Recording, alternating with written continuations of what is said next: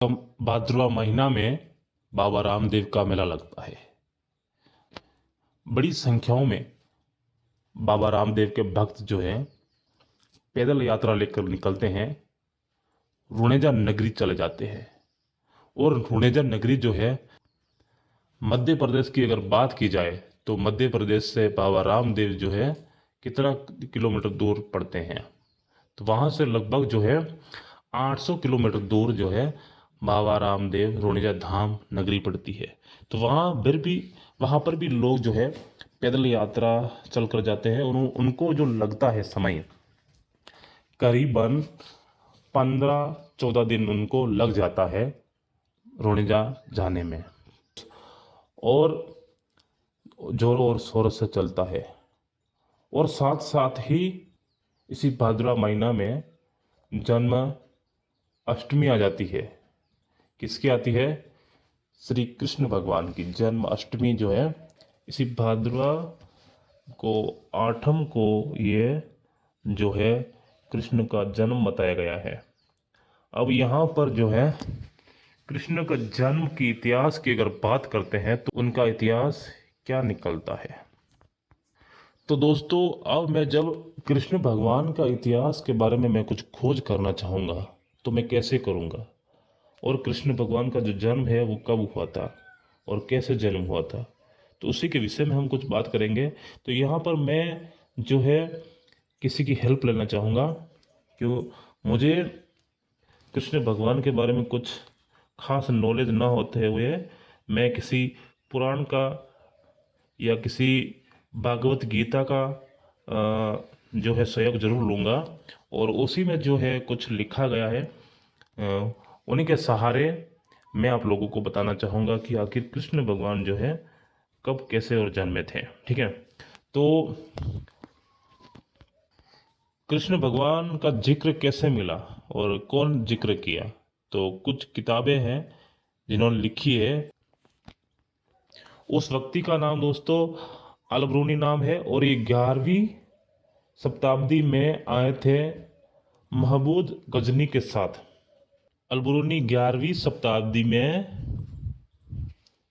आए थे, महमूद गजनी के साथ भारत आए थे दोस्तों। ये भारत में आए थे, 11वीं शताब्दी में आए थे। और ये किसके साथ आए थे?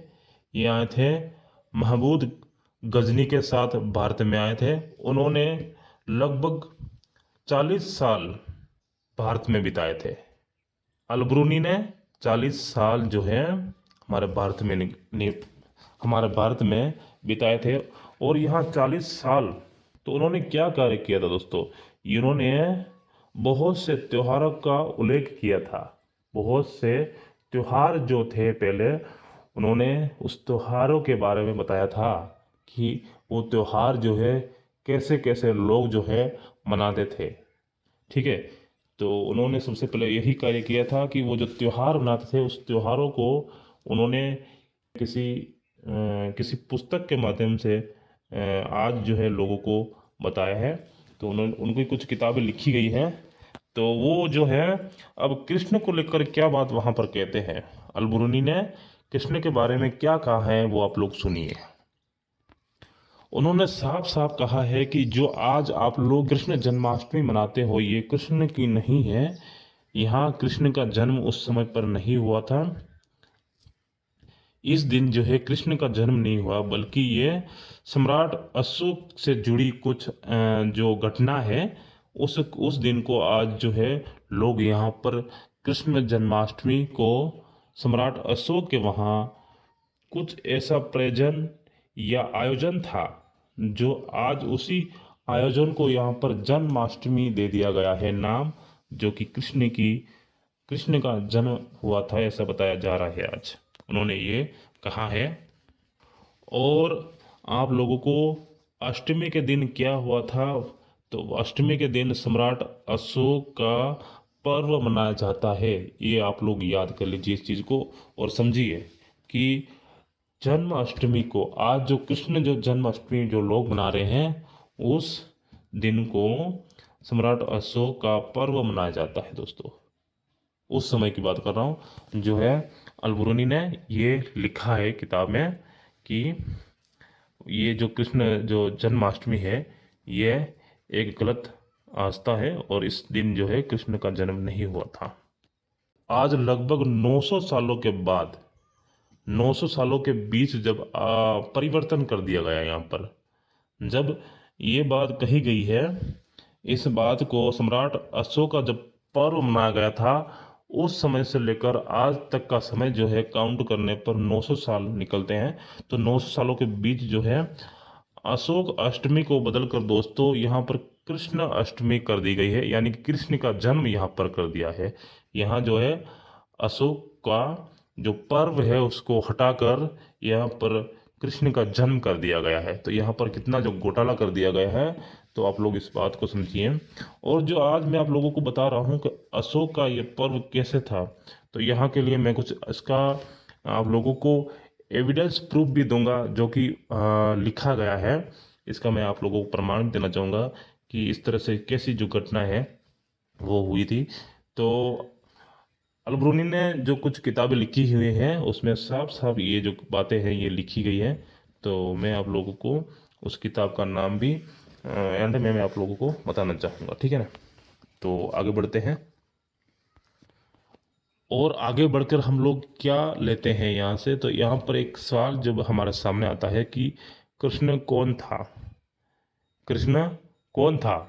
तो यहाँ पर जो एक चीज़ आती है कि जो अगर हम कोई भी चीज़ अगर पुरानी देखते हैं, आज के नए अपडेट में अगर हम किताबें खोलते हैं तो वहाँ पर तो हमें मिल जाएगा, हाँ कृष्ण शब्द कोई भगवान है और वो इस तरह के जो उनकी पूरी लीला चलती है। तो नए अपडेट में बहुत सारे आपको वर्जन मिल जाएंगे, किताबें मिल जाएंगी, तो आप उसमें आप लोगों को मिलेगा। परंतु जब पुरानी किताबें हम खोलते हैं तो उस समय जो कुछ घटना ऐसी हुई होती होगी तो वो लोगों ने ऐड की होगी।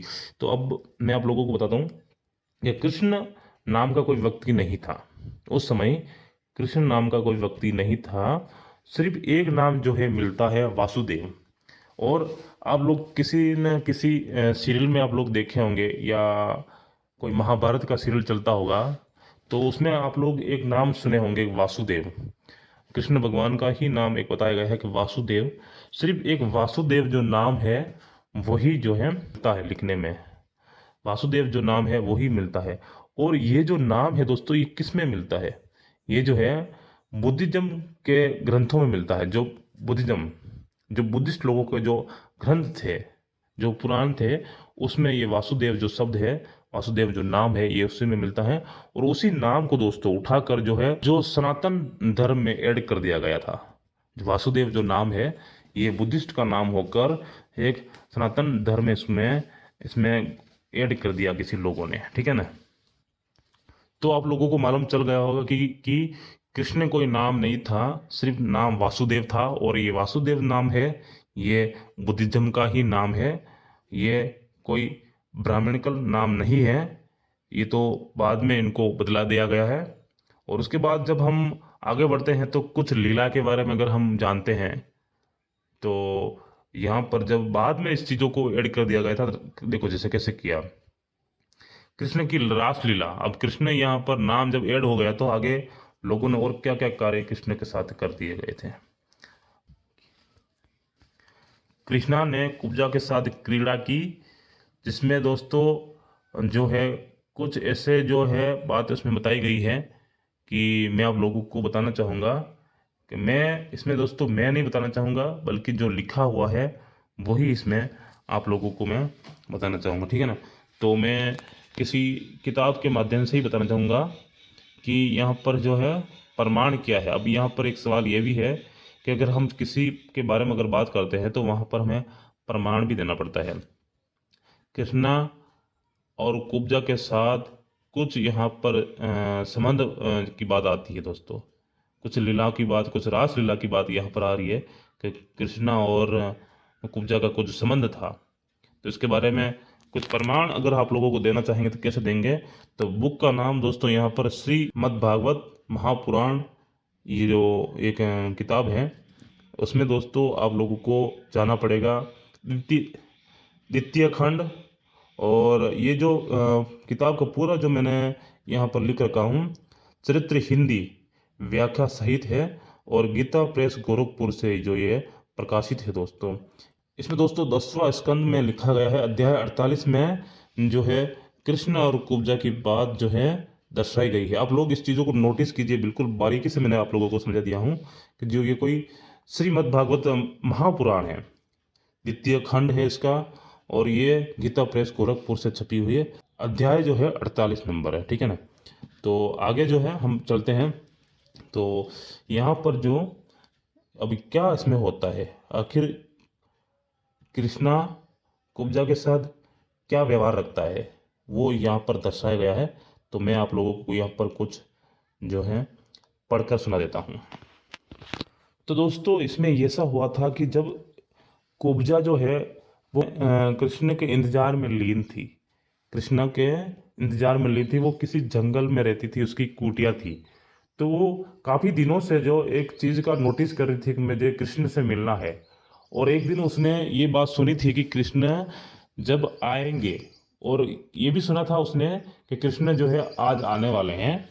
तो उसने बहुत सारा श्रृंगार कर लिया, वो नहा धो के अच्छे से श्रृंगार करके वो अंतर अंतर चिड़क के वो एकदम रेडी हो गई थी। और रेडी होने के बाद जो है वो तट पर खड़ी थी, यानी कि वो राह देख रही थी कृष्ण भगवान की। तो जब कृष्ण आए थे तो मिली, और बोली कि मैं आपका बहुत दिनों से इंतजार कर रही हूँ, आप आए, मुझे अच्छा लगा। तो दोस्तों जब वो कृष्ण वहाँ पर आए थे, तो कृष्ण कहीं जा रहे थे, जल्दी में थे, तो वो बोले कि हम आते वक्त वापस आपसे मिलते जाएंगे, ठीक है ना। तो ये बात कह के कृष्ण वहाँ से चले गए। और जब कृष्ण वहाँ से चले गए तो जो है कुब्जा वहाँ पर इंतजार में थी। अब वहाँ पर कुब्जा इनका इंतजार कर रही है, क्योंकि मिलके गए थे, बोल के गए थे कृष्ण कि मैं वापस आते वक्त तुमसे मिलते जाऊंगा। तो वो जो है अब वहाँ पर क्या हो रहा है, कुब्जा ने जो बैठक होती है, जो पलंग होता है, उसको भी अच्छे से सजा दिया है कि मैं भगवान कृष्ण को इस पलंग पर बिठाऊंगी और यहाँ पर उनका अच्छे से मैं एवं उनका जो सम्मान करूंगी दोस्तों, ठीक है ना। तो इस तरह से जो धारणा लेकर वो बैठी थी, तो वापस जो है कृष्ण भगवान जो है वहाँ से वापस चल दिए और कुब्जा से मिलने वापस चले आए। जब अब चले आए हैं तो वहाँ पर क्या हो रहा था, वहाँ पर ऐसा हुआ था कि जब कृष्ण आए थे तो कुब्जा ने उनका हाथ पकड़ा और हाथ पकड़कर उन पलंग के ऊपर बिठा दिया, यानी कि उस बेड के ऊपर कृष्ण भगवान को बिठा दिया। और वहाँ पर जो है वो कुब्जा ने तरह तरह से जो फूल है, सुगंधित फूल है, उनके ऊपर वारा और तरह तरह की जो क्रियाएं है वो कुब्जा करने लगी, क्योंकि अति प्रसन्न हो गई थी इसीलिए। और उसके साथ जो उसका साथी था, जो वो वहाँ पर नहीं बैठे हैं, वो नीचे बैठ गए कि भाई भगवान कृष्ण ऊपर बैठे हैं, मैं नीचे बैठ जाऊं। और जब वो बैठ गए थे तो वहाँ पर कुछ बातें उनकी चली। और चलने के बाद दोस्तों वहाँ पर क्या हो रहा था, वहाँ पर अब ऐसी चीज़ें भी सामने आ रही कि वहाँ पर जब कृष्ण जब बैठ गए थे, बैठने के बाद जब है उनकी कुछ ऐसी लीलाएं, ऐसी क्रियाएं जो है वहाँ से शुरू हो गई थी, को एक दूसरे के ऊपर मोहित हो रहे हैं।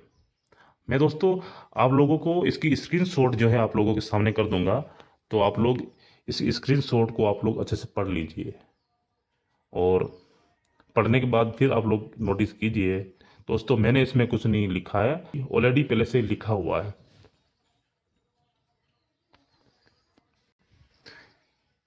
तो आप लोगों ने पढ़ा होगा, जो मैंने स्क्रीनशॉट अभी आप लोगों को दिए थे उसमें आप लोगों ने पढ़ा होगा कि यहाँ पर क्या क्या लिखा हुआ है। तो वहाँ पर कुछ लीलाएं है, कुछ रास लीला सी हो गई कि वहाँ पर जो है उनकी दोनों की हद जो है पार हो गई थी।